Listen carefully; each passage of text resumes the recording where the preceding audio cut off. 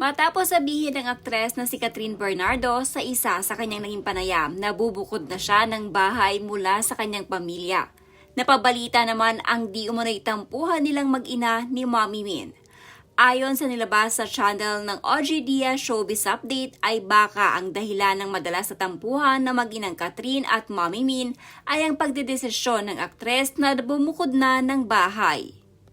Para naman kay OG Diaz, normal lang umano ang tampuhan sa mag-ina dahil may araw daw talagang minsan may hindi na pagkakasunduan ang anak at magulang. Ay, ayun na nga, pero marami yung nagulat dun sa kanyang ni-reveal dun sa media ko ng Pilipinas Got Talent na siya pala ay bubukod na sa kanyang pamilya.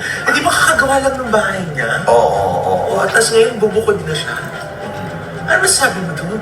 Ay, naku mama, di baka may kaugnayan dyan yung naririnig ko. Oo, ingat ka dyan sa sampalin kita.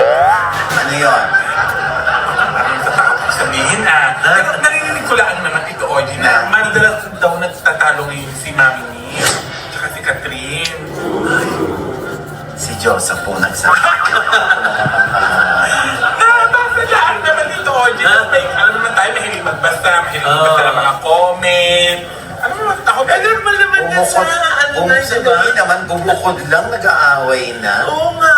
Kaloka. Alam mo, minsan Ayaw. mararamdaman mo yun na eto, regalo ko sa nanay ko, sa pamilya ko. Siyempre, pagkatapos niyan, pag na-settle ko na sila, dito naman ako sa sarili kong bahay na bubuuin na matatagong akin.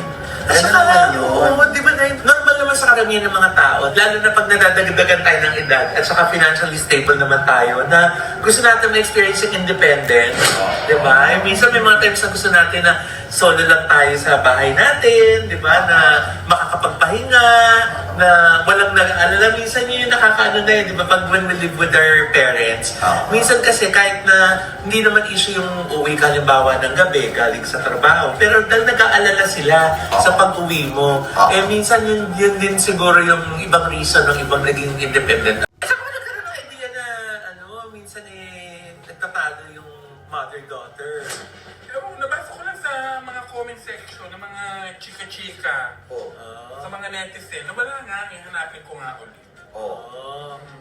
Tapos, Baka nga may mga sitwasyon na, yun nga, katulad yung sinabi mo, baka pinagsasabihan lang bilang anak. Pero feeling ko naman wala namang masama doon, di ba? tsaka normal lang yan, lahat tayo nagdadaan sa Diyos. Normal lang yan sa magnanay. Sila man ay nagtatalo, may magkasundo. Lahat ng magulang anak, may mga hindi pagkakasundo minsan, di ba? Dahil kahit kami ng nanay ko, bumukod ako. Nag-inip pa siya. Bakit ngayon ka lang bumukod? Pinagtulakan ka pa? Oo. Gusto ko maging matibay ka. Oo, di ba? Gusto ko marunong kang tumayo sa sarili mong paa. Ang laki pa naman ng bahay ni Catherine. Oo nga eh. Gusto ko nga makapasok dyan, may baka wala pang kortina. Ha? Baka wala pa insurance. Insurance. Hindi baka wala pang kortina ang bahay mo. Paano magpapakortina sa'yo si Catherine? Gaga kayo. Kaya syempre,